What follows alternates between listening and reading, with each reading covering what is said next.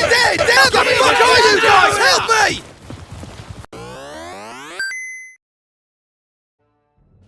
Hello people, this is Roger or 40 Splish Splash here on YouTube. Very much welcome to this review of Day of Infamy. Now this is a game that is still in early access, and what I did, the first thing I did in the game was that I started to play some of the single player missions as US Army, Wehrmacht and the Commonwealth Army.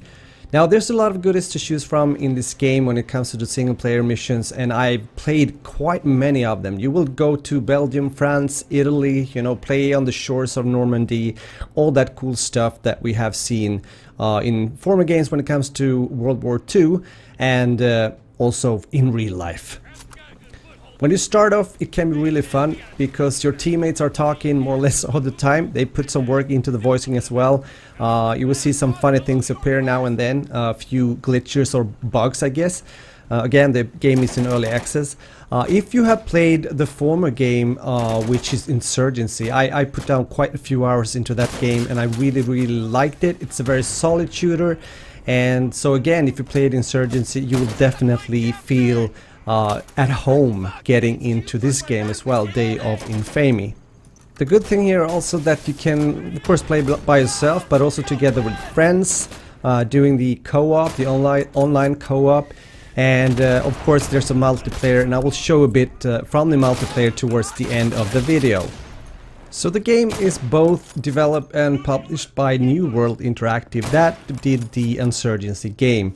Right now on Steam it's available for almost 18 euros, and I just read that the full game, they're planning to have the full game going into a full game version from the alpha later on in 2016 or at the beginning of 2017, and that also means that the price right now might be a good choice if you're actually gonna, you know, get the game, if you're interested to get the game, because it will probably cost a bit more when the full game comes out. When the full game comes out, it will of course be more visually polished, and they will be taking care of the bugs in the game. You will see some, it's kind of fun, and it will also be, you know, balanced, because now they have a chance to check out, you know, the gameplay and all when people are trying out the game in early access. And also when it comes to other things such as the missions. And one area that they're planning to improve with the game is with its single player mission support. They consider it to be pretty early in its current state, which I kind of agree upon. So in terms of content, they intend to add more maps, weapons, factions and game modes. This is also something that happened in Insurgency, so I have no doubt that the developers, New World Interactive, will do the same in this game.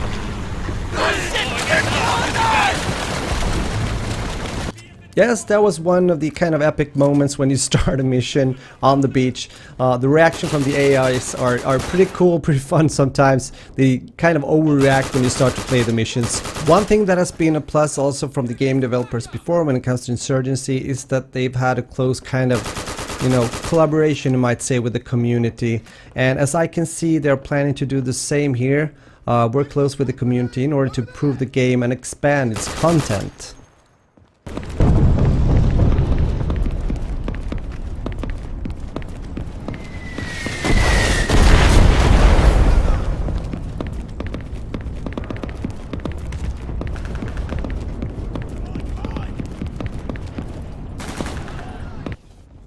Not really sure what that German soldier had for dinner, but that was kind of crazy behavior.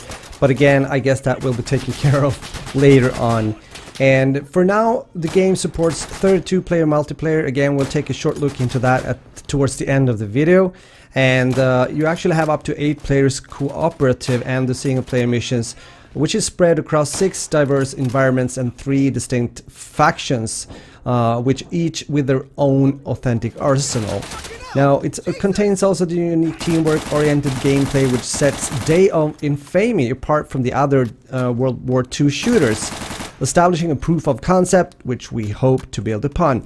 Now, this is the words from the game developers, and they also add that the game still needs a lot of work. There are bugs, occasional crashes, and there may exist some exploits we don't know about yet.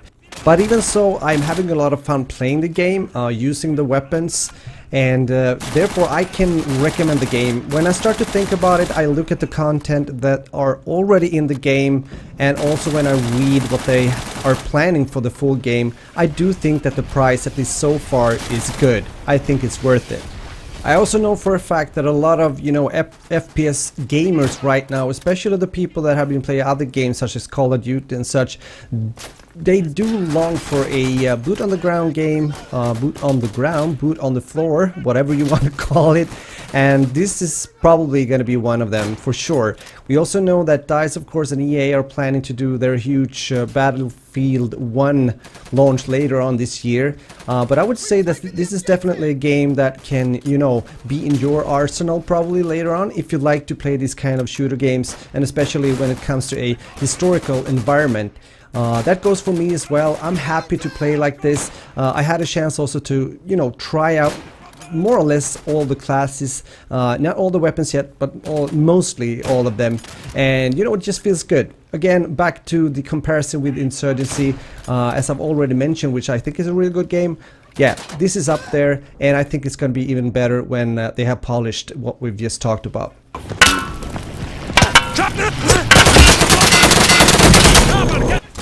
When I play the single player missions by myself, you know, towards or against the AI, and having AI friends, it was quite hard to succeed. The game is quite difficult at some points, and I don't know if it's just in the early access, but I really didn't at some points get the AI to follow me properly, even though I was using these kind of voice commands in the game, which is kind of cool. Maybe it was me doing something wrong, I'm not sure. We'll see about that later on. I'm gonna put a few more hours into this, even though it's early access still, and we'll see how that goes.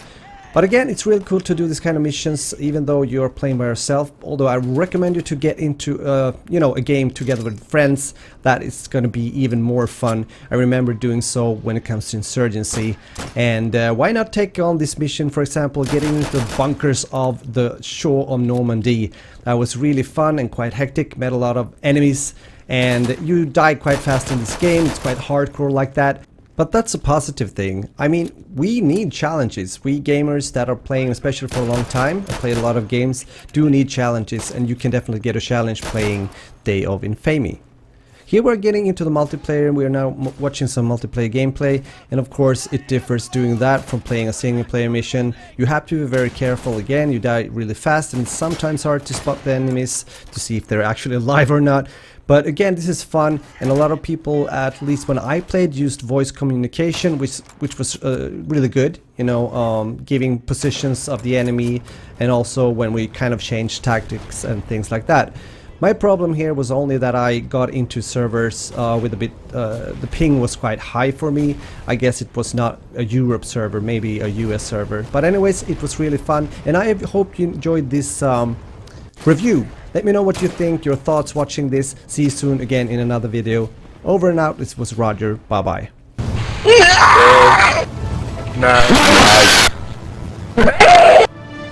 GG.